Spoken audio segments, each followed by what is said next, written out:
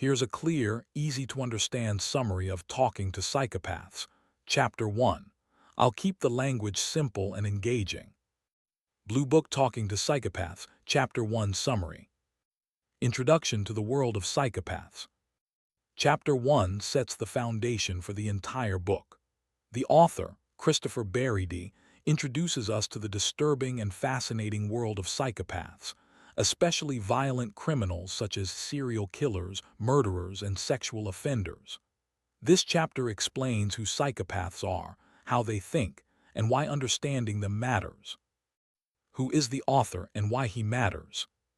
Christopher Berry is not just a researcher sitting in an office. He has personally interviewed some of the world's most dangerous criminals inside prisons. He talks to them face to face, listens to their stories, and observes their behavior closely. In this chapter, he explains that his goal is not to glorify psychopaths, but to understand their minds so society can recognize them early, protect innocent people, improve criminal profiling and psychology. What is a psychopath? The author explains that psychopaths are not always obvious. They don't all look violent or scary. Many appear charming, intelligent, confident, calm and friendly. But inside they lack empathy, guilt and remorse. Key traits discussed: no emotional connection to others, no regret after harming someone, manipulative and deceptive, extremely self-centered, can lie easily and convincingly. They understand emotions intellectually, but they do not feel them. Psychopath versus normal person. Chapter 1 strongly highlights the difference between a normal human and a psychopath. Normal person. Psychopath. Feels guilt after hurting someone. Feels nothing. Has emotional bonds. Sees people as tools.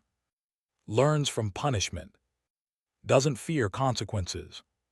Feels empathy. Lacks empathy completely. The author emphasizes that psychopaths know right from wrong, but they simply don't care. Why psychopaths are dangerous. One of the most important ideas in Chapter 1 is that psychopaths are dangerous not because they are angry, but because they are emotionally empty. They may commit crimes out of boredom, for control or power, for pleasure, to satisfy curiosity. They do not act out of rage like normal criminals. This makes them unpredictable and extremely risky. Manipulation and control. Berry explains how psychopaths are master manipulators. They say what people want to hear, pretend to be victims, lie without hesitation, enjoy controlling others emotionally. Even psychologists, police officers, and interviewers can be fooled by them if they are not careful. Talking to Psychopaths. The chapter also introduces the idea behind the book's title. Talking to Psychopaths is dangerous because they may try to manipulate the interviewer. They may enjoy shocking or disturbing people. They may lie just for amusement. The author warns that interviewing psychopaths requires mental strength, emotional distance, and deep psychological knowledge. Society's mistake. Chapter 1 criticizes society for underestimating psychopaths, believing they can always be fixed, confusing mental illness with psychopathy. The author explains that psychopathy is not easily treatable, and many psychopaths never change. Purpose of the book.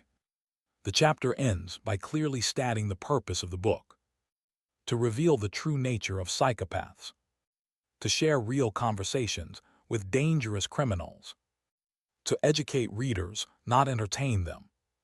Berry wants readers to understand that evil doesn't always scream. Sometimes it smiles. Brain key takeaways from Chapter 1. Psychopaths look normal, but think very differently. They lack empathy, guilt, and remorse. They are highly manipulative and intelligent. Understanding them helps protect society. Talking to them is psychologically dangerous.